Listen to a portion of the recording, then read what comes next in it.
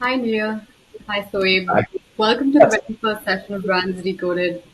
I'm super excited to have you guys here with us today. I think pretty much everyone watching knows a lot about the two of you, so I'm not going to get into that. But I think what a lot of people don't know about is how well you guys know each other and the fact that you go way back, like 11 years or so now, and you started your very first startup together. yeah, I mean, shit, I'm revealing how old I am. Neil looks it. I don't look it. So, um, Oh, very funny, sir. Very funny. but yeah, 11, 12 years now at least. Yeah. Since college. Soaib, why don't you take over and tell us a little bit more about that backstory before you dive into the story of Casper? Sure. Will do. Thank you so much, Asta. And thanks, Neil. Thanks for taking all the time. Good morning. Good morning. Nice to be here. Nice to be with all of you. Super. Well, for everyone in the audience, as Asta was alluding to, Neil and I, we go way back, like he said, about 11, 12 years when we were in college. We started our first company together, which we were just joking about this backstage. Neil's first startup was India focused, which is kind of hilarious if you think about just overall trajectory. Yeah, I mean, Neil, if you want to share how we met, because it was at your backyard. Well, it was kind of a crazy story. So we were bored in college. I was at Brown, and Sohaib was at RISD, and I think we were just looking for something to do. So we decided one day, let's start a nonprofit that's going to help people, because like we were pretty socially conscious, and so we decided, okay, most of us our families are from India. Why don't we try to focus on something that's India related? So we decided that we wanted to start something in the water space. And so the more we dug into it, we realized that there was this problem around the world, especially obviously in India, but in the slums, getting access to clean water was very difficult because most of the NGOs in the world were really focused on the rural water problem. How are we getting access to water by digging wells? But actually clean water in urban areas is also a big problem because of the piping and infrastructure and whatnot. So we were sitting in our backyard one day talking, shooting the shit about different ideas, and in strolled Soaib with one of our mutual friends. I don't remember who it was. Who was it? I think it was Sarkader. Just walked in, and I was like, and this is like a big moment for me because I used to think Soaib was so cool because RISD students were like, top of the hierarchy when it came to coolness. What was being the main operative word there? It was, yeah, of course was. And since that day we've been very good friends. We've worked on many different adventures together around the world, both in India, the US, and whatnot. So happy to be here. Thank you for sharing our very intimate story. Just changing gears, and I think everyone is here for Casper and to learn more about you guys. I've been fortunate enough to have literally a front row seat as you and Luke gave everyone was sort of building Casper. But for everyone else out there, I think it'd be great to hear from you. Where did the idea come from? I remember a phone call in, I think, 2013 when you said you want to start putting mattresses in a box and start selling them. And I was like, well, this sounds more like a legit business than anything we've thought of before. So, okay. But why don't you share with everyone where did the idea come from? Why mattresses, particularly with the context of the U.S. market? And Yeah. So maybe we'll start with where the idea came from, and then we could talk about the market and the dynamics and what creates an interesting place to start. So I think, like most good ideas, it was kind of an accident. It's not like I, woke up saying one day I want to be a mattress person, although there's nothing wrong with that. I was in medical school, had dropped out. My dad's actually a sleep doctor, as you know. And I was sitting in a co-working space in New York working on a totally different business idea, how to connect influencers with, commerce opportunities to sell things on their websites or platforms.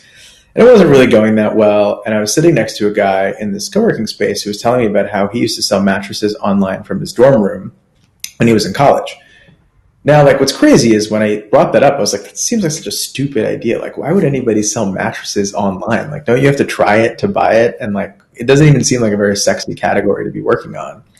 But the more I dug into it, it's like sometimes, different pieces of it come together and we realize, okay, it's not really about mattresses, but mattresses are interesting as a category, as a starting point, because experience in the United States was so terrible. Like, you'd have to go to a mattress store. There's all these like comical videos of like, 100 mattresses that are out. There's some guy in an oversized suit who's, looking over you, and they're trying to sell you something that's thousands of dollars. And the experience was not great. And we'd asked a bunch of people like, hey, what kind of mattress do you sleep on? Nobody can remember, right? So there were no brands in the space, with the exception of maybe Tempur-Pedic at the very, very high end. And then we had seen, like, because you're never doing this on your own, that Warby Parker and Harry's and some of the, original Bonobos, some of the original direct-to-consumer brands have been very successful. And so we said, okay, like, how come nobody's doing this in the sleep and mattress space? So we started working on the idea, and when it really kind of started coming to us was when, and again, it's like just total luck. One of my medical school classmates, her boyfriend had worked at IDEO for 10 years. Mm-hmm. And so I called up Jeff and said, hey, do you know anything about the mattress industry and mattresses? Because we have this idea to, go direct to consumer, launch a brand that really has amazing customer service and a better product, but we don't know anything about how to actually design a product, which is like kind of the problem.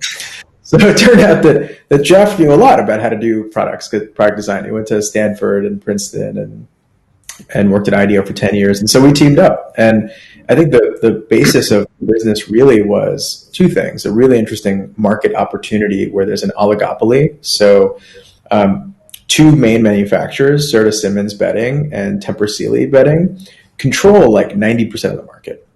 So what that means, though, and why it's an interesting business opportunity, was because they were stuck in a really hard place, because almost all of their business they would sell through retailers and distributors, right? So they didn't have a very big direct business. So now when we launched, they actually couldn't really launch a big direct business and copy us, because the second they started going direct, their main retail partners would get really pissed at them and say, what the hell are you doing? Why are you cutting us out?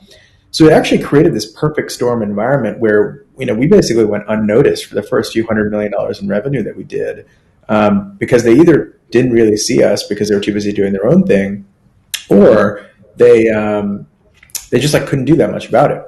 And I think the last piece of the story, which is, I think is just like the importance of working with great people. Like my co-founders had just tremendously enjoyed like the experience of working with them. We were friends. And so it made it all the more fun starting something together.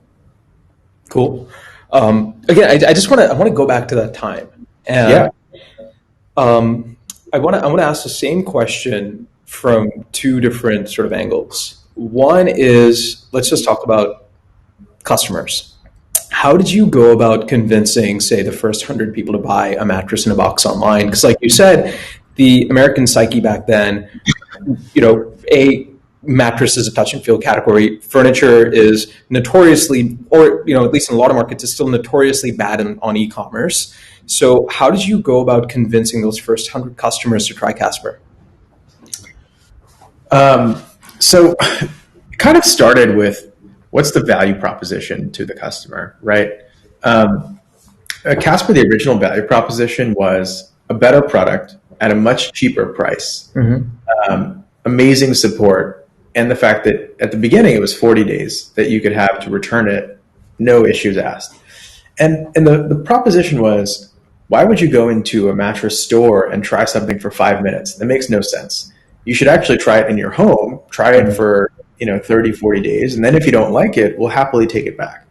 Now, the insight that I think many people didn't realize that we had figured out was, in our customer research, when we had talked to people and we had started giving people beds to sleep on, we'd actually been able to design a bed that fits the curve that the majority of people will like, because it was a combination of foam and latex and whatnot.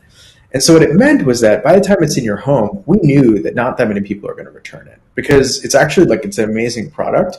And most people adjust to these things over a certain amount of time. So we were pretty confident that we could have a much more aligned business model where you could try it in your own home, we could take it back, and we had to do everything we could to reduce the barriers to friction around ordering, right? So return policy was one of them. We had a showroom in New York where you could actually come and try it in our office and talk to us.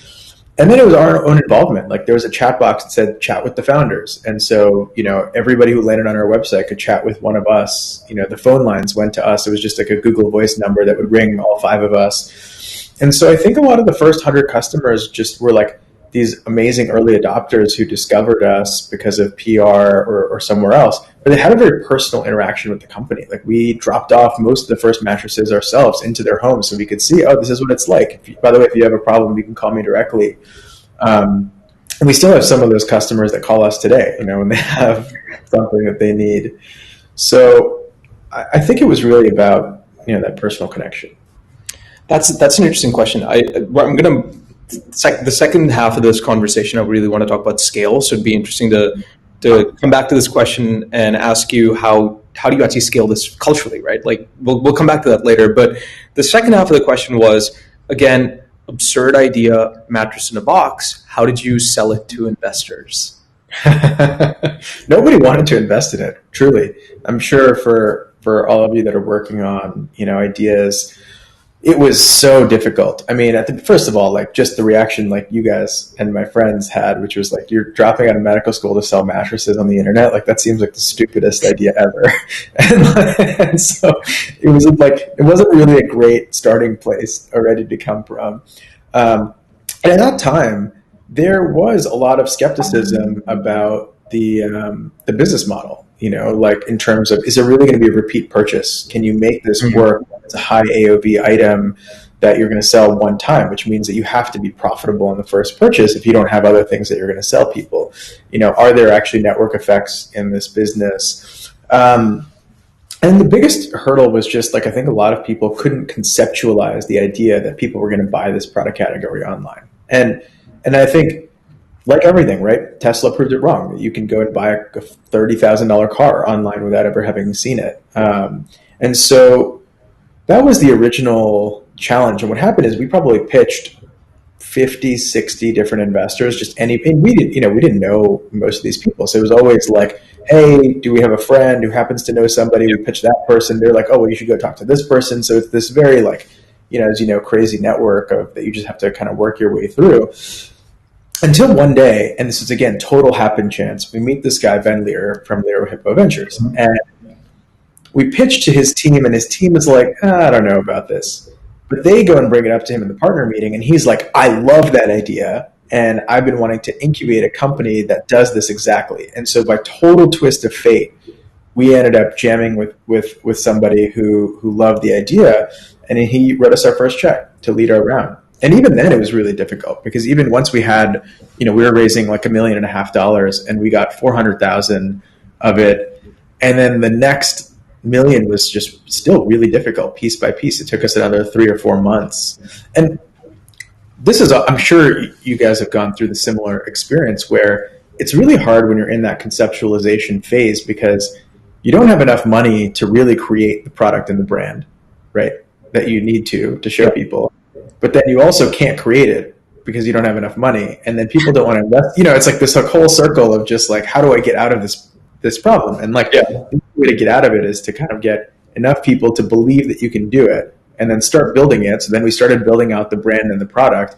And then as we were making progress, that got more people into the round because they were like, oh, wow, in just 2 months, you made all this progress. So I'm sure it's just as frustrating today, but I think it's just part of the journey. Yeah. Also, and we've talked about this a lot, right? Like this is an inherent problem with designing and shipping physical products, right? Like the R&D cycles, the prototyping cycles. I mean, it is tougher. It is tougher for a D2C brand than a SaaS company, right? So that's you sort of brought up something earlier about you were sort of under the radar for vis-a-vis your competitors for the first 100 million, which is a huge number. It's surprising that they really hadn't even caught up. But just if to dial it back, I'd be curious, what was the process like to even get to the first 100 million? How long did it take you? And how do you think, because we've talked about the inception phase, like as you were sort of thinking about early prototype, getting some early validation for 100 customers, but the nature of the business changes for anything, specifically for what you guys do, between sort of the first 0 to 1 million, 1 to 10 million, 10 to 100 million. So it'd be, you've seen it all. So I'd be very curious to organizationally in a business, what are the differences at each one of those levels for a D2C brand? Yeah. What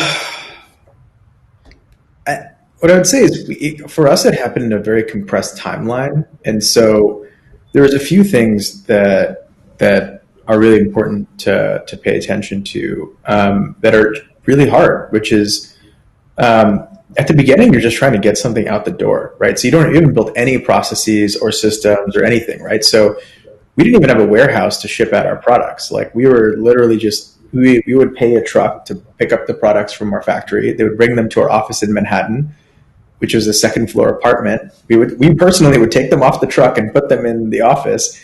And then we had a label printer with UPS labels, and we would print and send them out. Because we thought, okay, like, how many are we going to sell? Like, maybe 100 in the first 6 months or something. And because we had struck a nerve, and we just happened to be very lucky that there was a lot of demand for the product, all of our systems were breaking all the time, because now it was like, okay, in the first day we sold 100. So we did like 100,000. In our first month, we did $1 million in sales, which, now, to be fair, like, that's a lot, but when you're selling $1,000 product, like, we sold 1,000 of them, right? So it was relative scale. We didn't have to sell that many products, but when you think about, we had no way of figuring out, how do I support 1,000 people? We had phone calls coming in, and we had, all the time, 24/7. People's beds were gone and broken and lost and whatnot. And so it was a lot of like recruiting an army of people to help us. And it was our friends at the beginning most of the time, right? Like Michael Kim and, all these people that we just called in and say, hey, can you please just come help us at night? Like, we have to, and then you get sometimes creative solutions. So we were like, a lot of our beds were, this is kind of a funny story. So a lot of our beds were delayed oftentimes. And so we would write handwritten notes in every single box saying, thank you for being a customer. We'd oftentimes include a book with it. Now, like, by the time we got to like 10,000 orders, we're like, dude, this is like every night. Nobody could leave the office if you didn't write like 50 handwritten notes. And people were getting so tired of this, because like we were trying to write thousands of these handwritten notes a week. So we're like, okay, there has to be a better way to do this.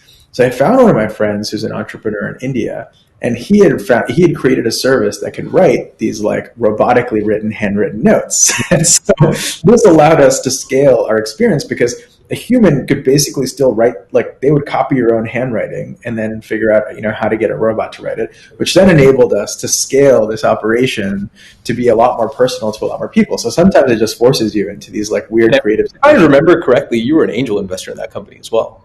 I was, because I loved it so much. Yeah. I was like, this is a brilliant idea I've ever seen.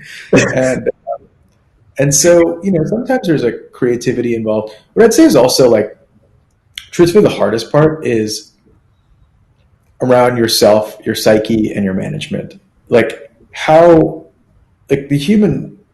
about how long it takes us to change as people, right? Mm-hmm. When we think about whether you have a leadership coach or you're just working on self-growth, and in a company timeline, especially nowadays, once you raise VC money and you grow really fast, the change that's required of you is so crazy on such a fast pace, and it's really hard to keep up with that sometimes. Like, human beings were not meant to learn how to go from managing 5 people to 50 people to 100 people to 500 people within a few years, because it's a very different way of operating and of thinking and whatnot. And so that's where we spend most of our time, and we can happy to dig into it, but I think that's the hardest part, is just like, how are you managing yourself, and can you surround yourself with the right people who can help you work through that? Yeah. Well, again, I'm going to circle back to that first question that I had, and specifically around customer experience, because that's what you were talking about, right? Being, picking up the phone at 12 a.m., writing these notes. I think I learned the term customer experience from you guys. I knew what user experience was, but I had no idea what this whole customer experience thing was. And I think that's one thing which most people forget that you guys did right, and you invested a lot into it, right? Customer success and customer experience. How do you scale that specifically? I mean, that's something which seems like the hardest to scale in certain ways. It's really about creating a culture of it, because all that matters, like when you do it yourself, it's easy because it's your company and you're motivated to want to do it, right? You want to understand what's happening with the customers, and also like you have no choice, because if you have nobody that works with you at the beginning, it's like you have to deal with all the problems. Yeah. Then the question is, as you start hiring people, how do you get those people to really care about delivering an amazing experience? And so there's a few things that matter here. One is, are you bringing on the right people? And so what's the culture of your team look like? And at the beginning, what was very important was we would find people who would work in hotels, for example, right? Like who worked at the Four Seasons, or who came from really amazing hospitality experiences, because we wanted people who were very empathetic to the customer, and maybe this is their way of getting into tech, right? And so we would find, it wasn't generally the traditional customer experience person, but the reason was almost all what somebody was doing at the beginning was like problem solving, right? It was like, well, I'm moving into this house and I get there tomorrow, but the door's not going to be open, and my kid's only home from this hour to this hour, and blah, blah, blah. Like, can you help me figure this out? And it's like a lot of somebody just having to pick up the phone and say, I understand your problem. I'm going to try to help you figure this out. And making sure that somebody is not just delivering you the answer of like, oh, that's not my problem, right? And I think the core philosophy was everything is our problem. If it's related to us, even if we messed up the delivery, or if UPS messed up the delivery and we didn't get you the bed in time, for a lot of people, we would even just say, okay, we're going to get you a hotel room for that night since we messed it up, because we knew that the downstream impacts of helping people with that experience would be amazing. And then the second thing was, how do we empower that team to make these decisions without us being involved? And that was a lot of just trial and error, right? We created a budget so that the team every week could spend down into a certain amount of a happiness budget, right? So it was like, okay, they would just log in this, Google sheet, how much money they spent on making customers happy. And it was just like, and then we'd do other things. Like we'd say, let's look at our best customers and just send them gifts every once in a while, right? Just like, and instead of that sitting within the marketing team, we really allowed the customer experience team to just own that. They were allowed to actually spend part of their day just thinking about how to make customers happy, rather than just dealing with the problems that are coming in. And I think that's what really helped people going for a while as well. That's really interesting. This idea of happiness budget, I'm gonna steal that one, as I hope everyone else kind of does. But then secondly, making sure that that responsibility and that ownership lived with customer experience and not marketing is also kind of genius, right? Because otherwise marketing is just constantly, it's messaging. Whereas, the CX team is thinking about it in a very different way, thinking about it more from a relationship point of view. Yeah. And it allowed each team member, this isn't a new idea. Where we borrow it from is when you have high AOV items, and if you were going to buy from, I don't know, a jewelry store, for example, right? Yeah. That person is motivated to keep you happy because they want to develop a long-term relationship and it's worth a lot to you. And so we had just borrowed things from different industries and realized, okay, like if that person, like most companies are these like monolith of, I have no idea who works at this company, right? If you think about like, if I'm interacting with like, some telco company, I don't know who works there. But if you can make it seem like I have a point of contact within this company, this person is my person, and they can fix any problem for me, I'm going to be a lot more loyal because I've got my guy, right? I've got like, the person who can really help me with that. That's really interesting though. I'd love to get your thoughts on how that works out as you scale from a cost point of view, because see, that's really counter to overall trends in tech, which is like, let's put a bot on it. Let's use some AI. Let's make it impersonal. You have tech cost saving and reduction, which is really about automation, and which leads to everything being impersonal. But then what you're talking about is almost sort of like I don't want to say a full white glove service, but a human touch. So I mean, how do you balance that out as you sort of scale? Because I'm sure it can get expensive. It can get very expensive. And I wish there was like a smarter way of looking at this. I think it depends on what phase of the business you're in. At the beginning, everything is about information collection and making your customers happy. And what I mean by that is you're trying to understand, is what I'm doing resonating with my customer or not? Mm-hmm. So it didn't make sense for us to outsource our customer experience team, because I said, we want them sitting next, like we had one big office and engineers sat next to customer experience people who sat next to designers, because I wanted the whole team thinking, every day you're going to hear customer service phone calls all day. You're going to hear them talking about it. And yes, it can get kind of annoying sometimes. But the brilliance is then the engineers would go and say, oh, wait, like I hear this person doing the same thing over and over again. Let me just write a script to go and fix that problem for you. And then boom, they, figured it out. So I think at the beginning, when you need that like hyper collaborative collective experience and you're still in problem solving mode, it makes sense to invest in that. As you think about scaling, then you start looking at technology and how technology can be a tool to differentiate your business. And I think we never really thought about it as how does technology save cost, although maybe we should have. We thought about it as, can technology make the experience for our customers better? And so I'll give you an example. 50% of our inquiries, I think something like this, right, are where is my order? So I don't know where it is, etc. So like, why would you have to call us up to get that information? That makes no sense. Like that's actually a bad customer experience for me to have to do more work. So then we said, okay, let's go build a bunch of technology to make it easy for somebody to figure out where their order is without having to contact us. Mm-hmm. Now, if they want to reach us, they could still do that. And this is before now. Like, the amazing thing about starting a company today, and we could talk about this, right, is that you can abstract away all of this stuff to other people. Back then, there was no really Shopify, Narvar, video chat tools that you could use. So we had to build a lot of this technology ourselves. Whereas now, I think you can abstract away a lot of this stuff and then have your people focus on what's the experience you want to deliver. Mm-hmm. Mm-hmm. Yeah, I mean, I think we should definitely double click on that one, because I had a very specific question regarding that and Casper. But before we go into that, this is a question that a lot of my friends, I sort of crowdsourced a few questions. So a lot of my friends had one specific question, which has to do with Casper's iconic branding, your storytelling, your messaging, design. You guys are known for it, right? Like since day one, you guys have had such a strong identity and a very different identity, which, as you created the category, pretty much everyone out there, including startups in India and elsewhere, have sort of started copying that identity a bit, or at least learning from it. Let's just put it that way. Why was that important early on? And how have you ensured that you've remained distinct over time? Yeah. Well, I think first, philosophically, it comes down to how do you think about a brand and what is a brand? And the thing I learned from one of my partners who was really talented at this was that a brand is not just your visual identity. I think there was a thought process at the time that brand is just your logo, your name, what your website might look like.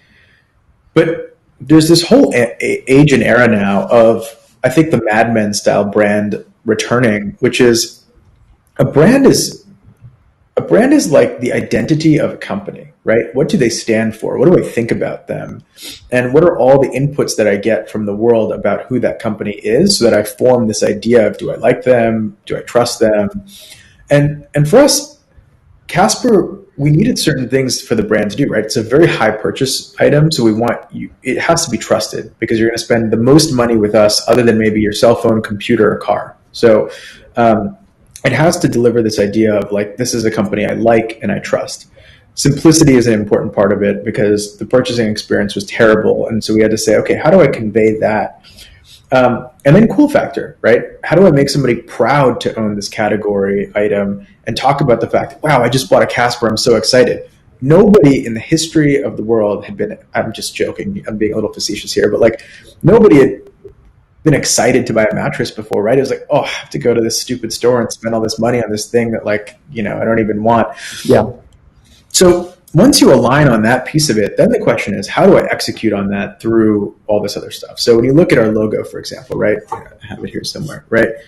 On the little, you can see, right? The little arc on the C that is like the little, funny thing, like it came from a very simple place, right? It was like, oh, we need something that looks distinctive. We need a little like logo mark that you could just put the C by itself. And then, maybe it'll allude to a bunch of things. Like it looks like an arched back. It's like kind of weird and quirky. Okay, cool. Like that, there was probably like an infinite amount of more thought that went into it, but when you reduce it down. But one of the important things for our brand was always this idea of zing. And zing is like the Casper X factor. It's that like 5 to 10% of quirkiness that we wanted to put in the brand. And that was like to show people that there are humans sitting on the other side, that like we understand your struggles and your differences. And it manifests itself in all kinds of funny ways. It was like the fact that if you called up our customer service hotline, if you pressed 3, we would read you a bedtime story. So literally, if somebody pressed 3, somebody on our customer service team would pick up and open up a book and read you a bedtime story. Okay. Or in our photo shoots, a lot of times we'd have pineapples or disco balls or like weird figurines sitting in the back. And the goal of it really was to figure out like, how are you creating these like little moments where somebody can understand who your brand is. But brand is also things like customer service philosophy, right? Yeah. At the time, everybody was charging you to return a mattress. So if you went to a store, they'd charge you a $250 restocking fee instead of making it free. And so and then there were like stunts and other things that you can do, right? So we wanted to become the brand that's known for having very clever marketing. So at South by Southwest every year, which is, a big tech festival, hotels are always extremely expensive and they're like, hundreds of dollars a night.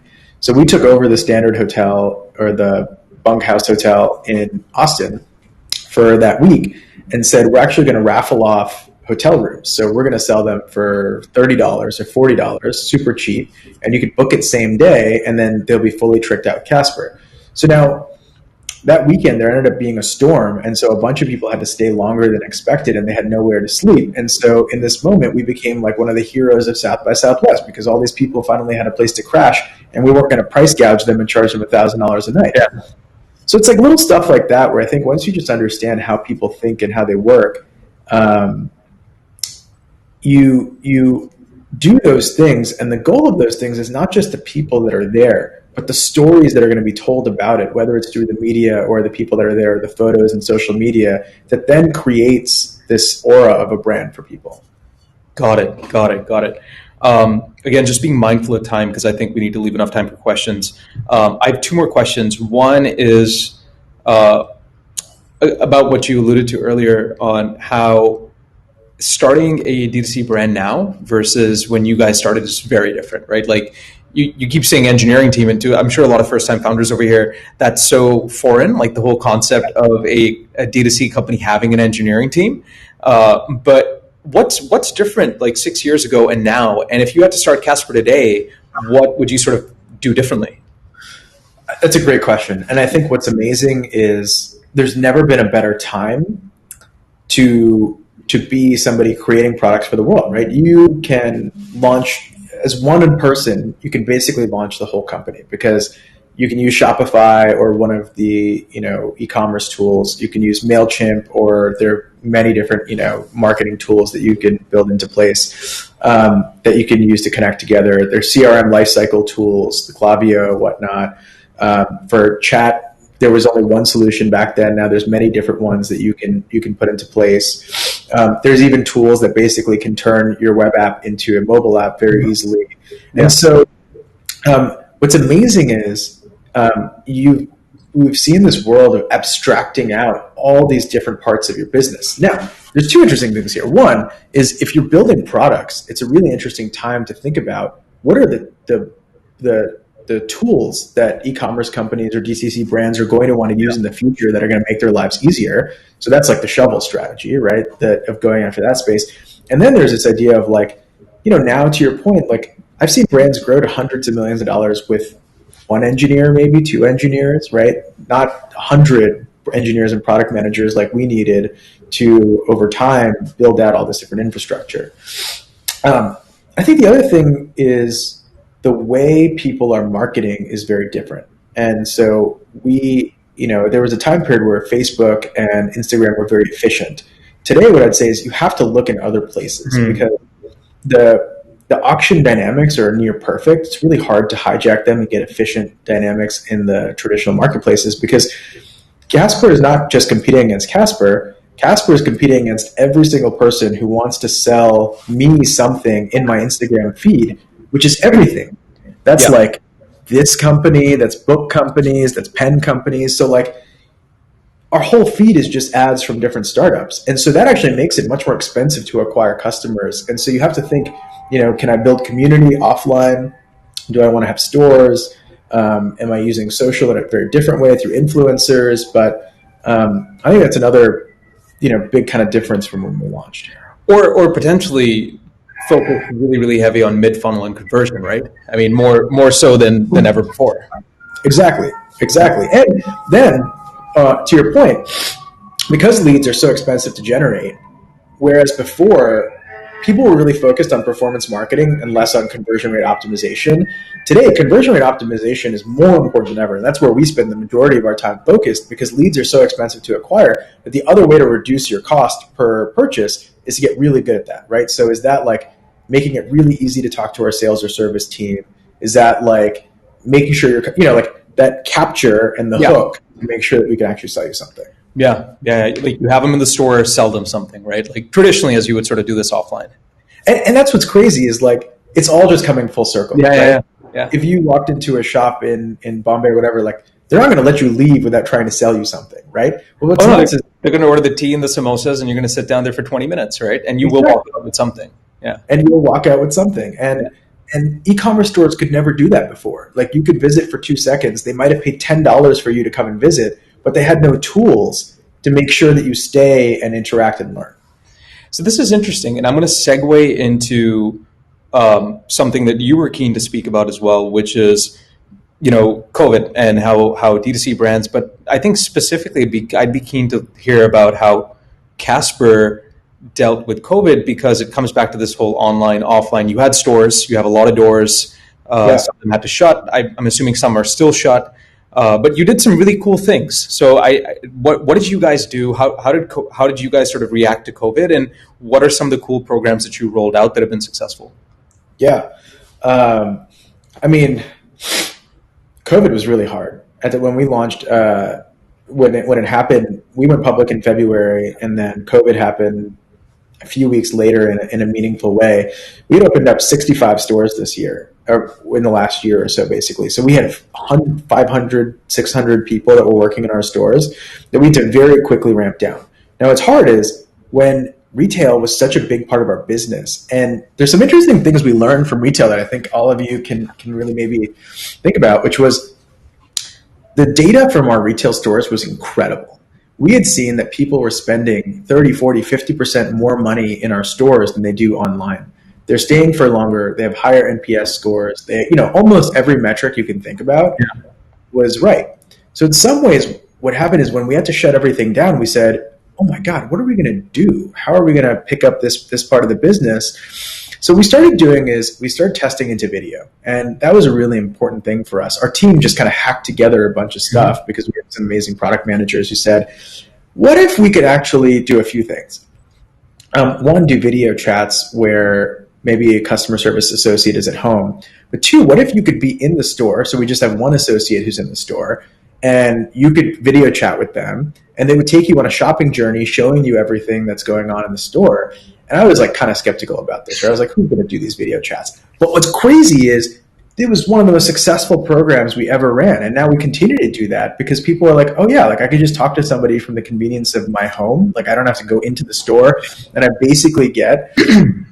It's not just, what's also cool is that it changed the economics of the business because now a retail store cannot just serve the, traditionally, like how far are you going to drive to go to a retail store? Like 5, 10 miles, right? But now that retail store that's sitting in Austin, Texas can actually serve anybody in the United States. So your labor models become a lot more efficient because you can blend this idea of who's doing service and who's doing retail, and people are having a much better experience. Now, all of this stuff was hacked together, right? So I think we're going to have to figure out long term, like how do you end up having like seamless solutions and stuff. But yeah, I think there's, that was probably one of the most interesting things that happened, was that the mode of interaction totally changed. And what's interesting is coming back to something you shared earlier about just customer success and putting a face to the brand. I think that you were able to add that level of personalization online through video, and there was an actual human being that you were speaking to, as opposed to a chatbot or something else. So it brought back that whole idea of relationship building long term as well. Exactly.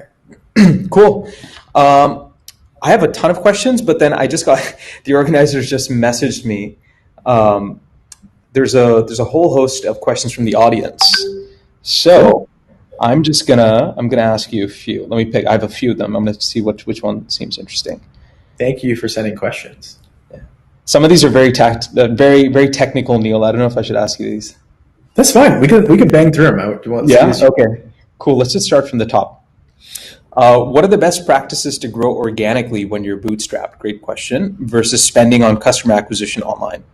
Yeah, great question. So I'll give you a few examples. For one, when you think about your first 100 customers, first 1,000 customers, like you can go and find them yourself. I promise, right? If you can't figure out between your friends, your family, cold calling people on LinkedIn or whatever, how to get that, like what's nuts is your first 100 is like, and I'm talking about more on the DTC side. Maybe it's a little bit harder, obviously, on the enterprise side, right? But the reason that's important is because you have to know those people, right? You have to be able to talk to them and find them and figure out, and like you're doing so much psychographic analysis to think about like, where are these people? What are they doing? Why are they thinking this way? Influencers can be helpful. I would say that we historically have not paid influencers, and especially the first few years, it was all about have a product that's compelling enough that influencers will hopefully post for free because we're going to give them the product, or they're going to get access to something they wouldn't have otherwise. And then, one other thing was like a referral program. So we launched this referral program, which at the beginning was very simple, no technology. It just said at checkout, if a friend told you about Casper, put their name here and we'll send you $75. Okay. In like the notes section of the checkout box, because we didn't know how to build the technology for this. Now this ended up being super powerful, because what ended up happening is a bunch of college students who had bought Caspers realized if they get other people to buy, they can make $75 per bed that they sell. So we had one guy pay his entire college tuition. Like I sent him a $25,000 wire one day because he was out there just hustling on campus trying to get other people to buy this stuff and learn about it. And it was totally by accident, right? It's just because we had kind of set things up in this way, and we were very generous about sharing the economics with other people.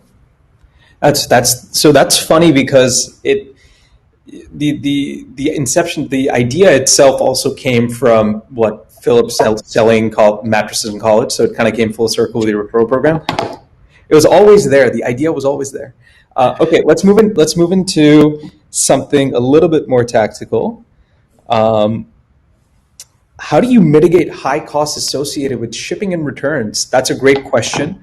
So just to give you context, Neil, I think that logistics, and particularly reverse logistics, has really, really, really improved over the last few years in India, but we still don't have certain sort of reverse logistics programs like try before you buy, et cetera, et cetera. So we haven't figured out everything, but we are so just to give you context before you answer that.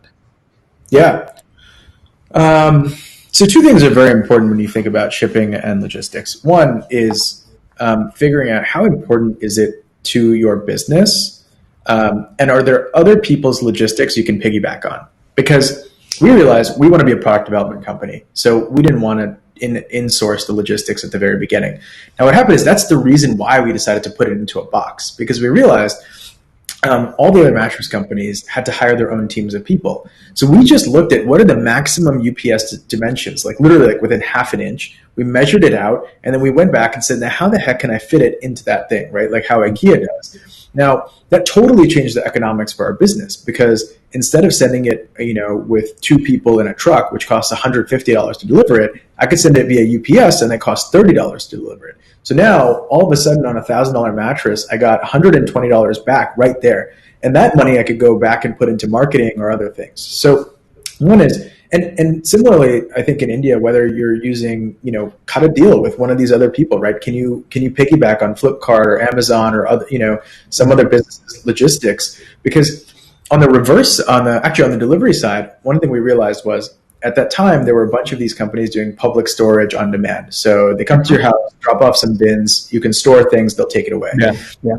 And these people have no business except for the first of the month and the middle of the month, when people are moving, right? So the rest of the time, their trucks are sitting empty. So we cut a deal with one of the guys in New York and said, why don't we use your service the opposite way? We're going to store our beds in your warehouse, right? Mm-hmm. You're going to use your trucks to drop them off to people on all of these days where your trucks are sitting empty, and you're going to do it really cheap because they're doing nothing else. And so there was a way of kind of reverse cutting it. And the last thing I'll bring up is an example of this business, which is, theoretically thinking about your business model differently. So I invested in this company, Skillmatics, which has been growing like crazy. And what they do is, right, they make things in India because they have a very competitive advantage. They do like games for kids, board games. They're doing kind of other stuff. Amazing founder. And what they're doing now is that they've figured out a way of selling it actually in the United States. So obviously India is a big market for them as well. Now what that does is you get this insane competitive advantage because you're making things and designing things in India where it's very cheap. And then you get this huge gross margin spread because you're selling it on Amazon. And so to the question of the person who asked about organic growth, Amazon can be an amazing tool for organic growth because you don't necessarily have to spend to market there, right? So that's kind of like a cost per acquisition transaction where you can dramatically grow your business very quickly. By thinking about like cross-border or other channel opportunities. I'm gonna use that to bring up another slightly related question. You guys moved in. I mean, you're in a couple of different markets now. For Indian startups specifically, and you're an investor in Skillmatics, so this is very pertinent. What are some of the considerations for people who are thinking about starting a cross-border D2C startup from India or expanding into a new market? I mean, again, you've seen it. I would pick one market and try to get it to work really well. Like, this is an important lesson I learned from Casper, and I can talk to you guys openly about this now. 1 year in, we decided, we want to be kings of the world. And so we decided to launch from US into Europe. And so we opened an office in Berlin. We hired a bunch of people there, and we launched in Germany, Austria, Switzerland, France, UK, like all of these different markets with people in both London and Berlin. And the thing I learned was, it gets really expensive really fast, right? Because if you have a product, especially if your product changes. So the thing I didn't realize at the time was mattresses are highly regulated. So in every single one of those markets, we had to design almost a different product based on the local regulations. Now we had to have all these different SKUs for every single different country. They also have all different languages, right? Whether it's German, French, English. And so it's like, oh my God, now I have to have a website that's in 4 or 5 different languages. People on customer service that speak all of those languages.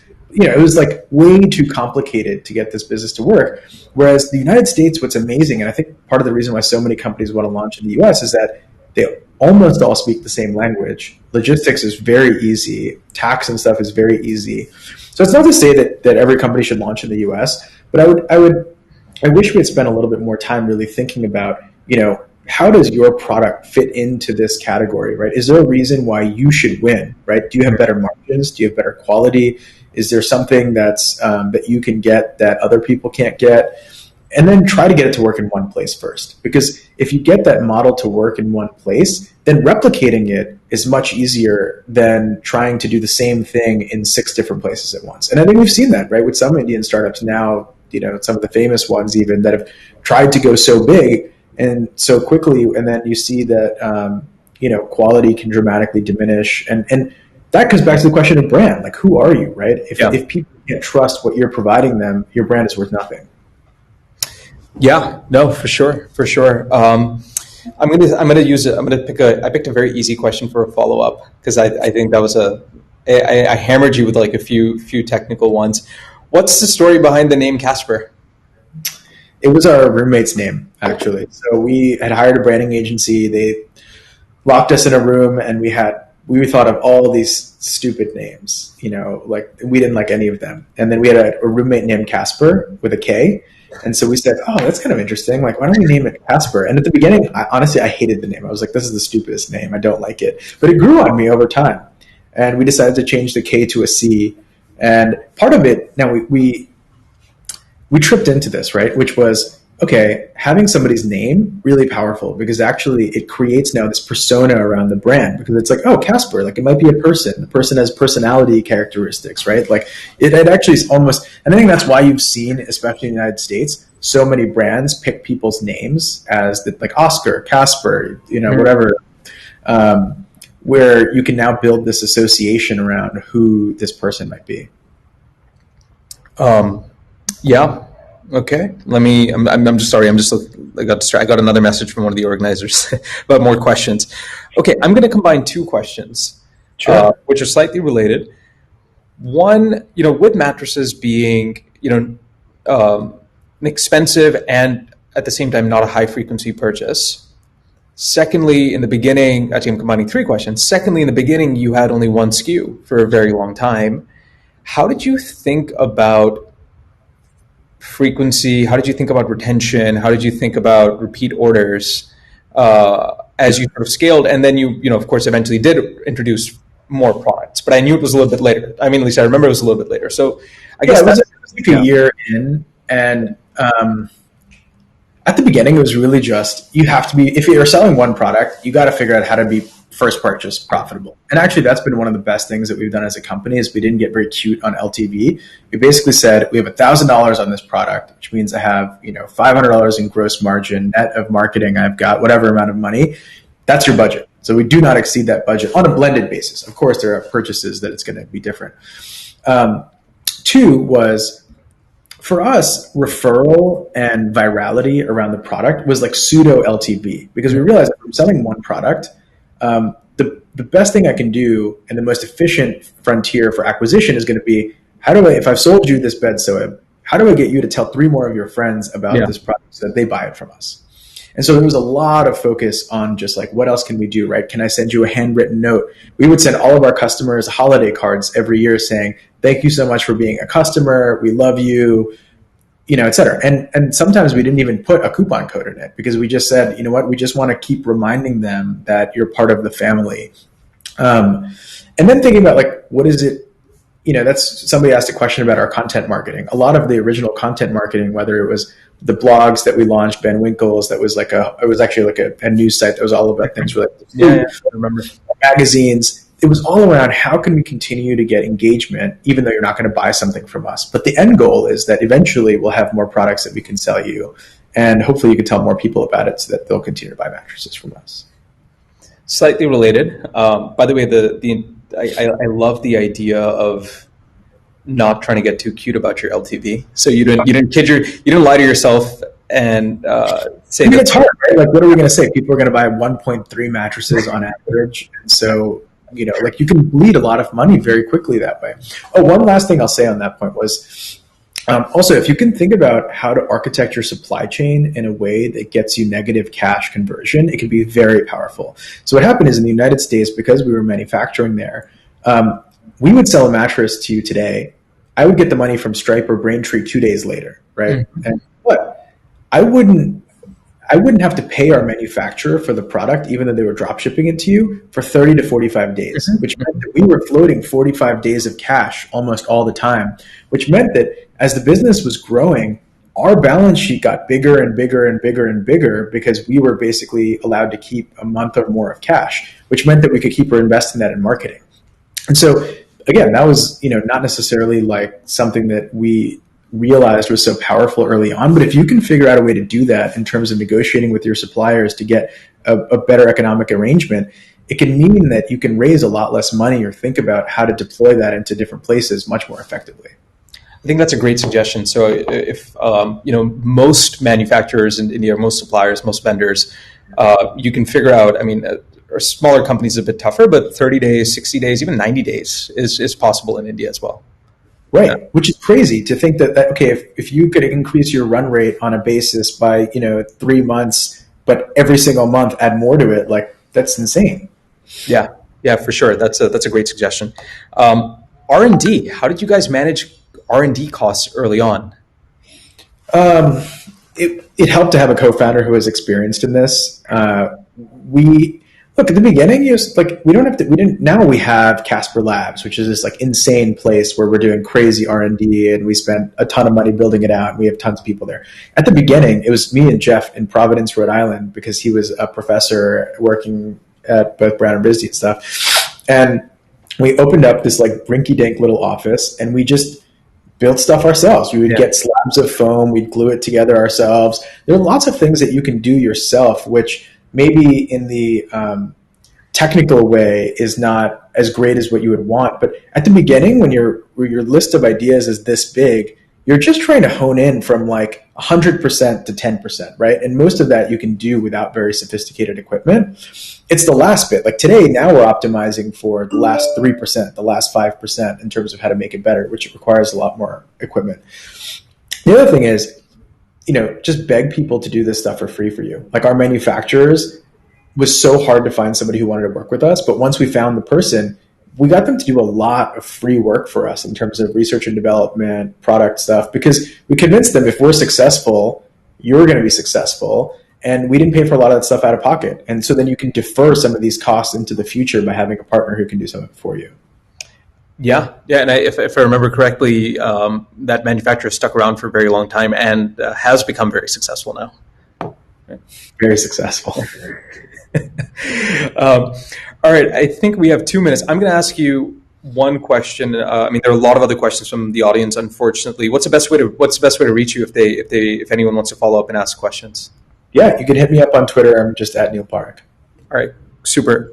Last question, completely unrelated, but I think important considering where we're at in the world, how we're all working from home, all trying to start companies, deal with stuff. How do you relax? I know that sleep is something which is very important to you. I actually know that this is important to you. But how do you think about your own personal wellness? How do you relax? How do you de-stress? Yeah. Man, at the beginning, I was so bad at this. I was continuously just, when you're on the startup train, it's cool to sleep 3 hours, as little as possible, whatever, to work.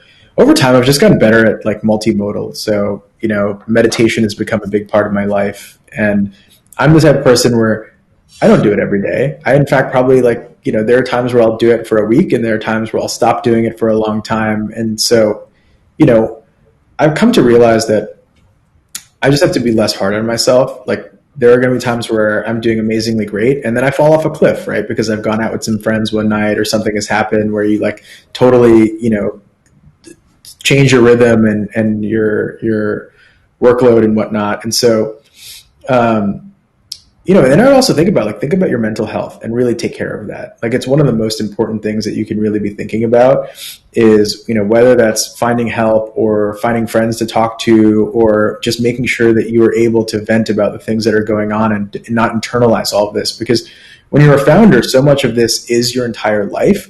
But then once you step away from it, you realize like in the grand scheme of things, your own health is what's the most important thing, right? And so you have to find a way to separate those things and make sure that like if you need help on whatever front, right, whether that's the way you eat, your mental health, whatever, that you're going to get that, because your company is going to be better off if you're in a better mental state and you're a better leader. Thank you for, I really appreciate the honesty with that question, because I think there's always very, very successful founders always like to maintain an image that they're constantly on and they're robots, but it's nice to, much like Casper, understand that there are humans behind Casper who actually run the company as well. So, in fact, I realized that I was looking at the wrong clock. We have 2 minutes for one more question that I'm going to sneak in. Sure. Oh, this is a fun one. I'm combining two. So, you're an angel investor as well, and you've invested in a few D2C brands.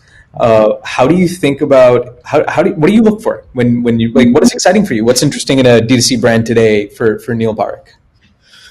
I think the business has to be doing something different, and this sounds like a very easy thing, right? But there was this era where everybody was going down the pharmacy aisle and saying, "I'm making a direct to consumer version of this," right? Whether it's direct to consumer soda water or whatever it might be. And that worked for a while, because before it was, how do I disrupt Procter and Gamble or the big, CPG brands? At this point, it's not very efficient to do that anymore, because there's just too many brands out there. So I think in the future, the question is going to be, what unique competitive advantage that you have that makes your business work better than other businesses, right? Because it's too, like, you could go online, and I bet by the end of the day we could launch a direct to consumer brand. So I think it's the founders, right? Do you have the tenacity to make sure that you can get through anything? Like Paul Graham from YC talks about that, like, cockroach mentality around, like, you really have to hustle. This is a business where every day of it for years is going to be really difficult. Even when things are great, you might not have enough product and people are mad at you. And when things are not going well, you're going to have to hustle to try to sell stuff. So I think it's a question of, do you really have the tenacity to get through it? And then for me, the last important thing is, like, why are you doing it, right? Like, I want to back people, and I'm interested in backing people that have some sort of a greater mission and vision for the world. And, and because the thing I've realized from Casper is, when you have that and you care about something that's more than just profits and money, the money will flow through the system. That's easy, right? Because you're not necessarily chasing that. But you have something that's higher that you can use to motivate your team, that is a platform for you to go and talk to people about. And naturally it becomes much easier to build a business around something that stands for more than just, the pursuit of profit. Amazing. Well, we could go on for hours, man. And maybe we should do another one of these a little bit more casually. But first of all, thank you so much. I think I shared this with a few friends and the organizers, Rahul and everyone else, that I've been trying to get you to do something like this in India for, like, literally the last 5-6 years. And all it took was a pandemic and you being stationary in one room in New York for this to be possible. So thank you. Thank you for taking out the time. We'll try to get you back here in some way or form to do more of these. I'm honored to be here. Thanks for having me. Hi, Neil. Thanks so much for this. Thank you for coming on. Soaib, you were great as well. I think what everyone's loving is how candid you guys were on this. So thank you so much for the honesty. And I think everyone has a lot more questions for you guys, Neil. So I'm going to just ask them to hit you up on Twitter. Soaib, is there another way to reach you as well? Twitter? Yeah. Okay. Twitter works, yeah. Twitter's great. Thanks. So everyone that's watching, we have 7 more sessions just like this one lined up for you tomorrow. So come back and join us right here. And if you are on Emmy, join us on the networking lounge right after this. We can unwind and talk a little bit more about what's coming tomorrow. Bye. Thanks, guys. Thanks, Asta. Thanks, team. Bye, Asta.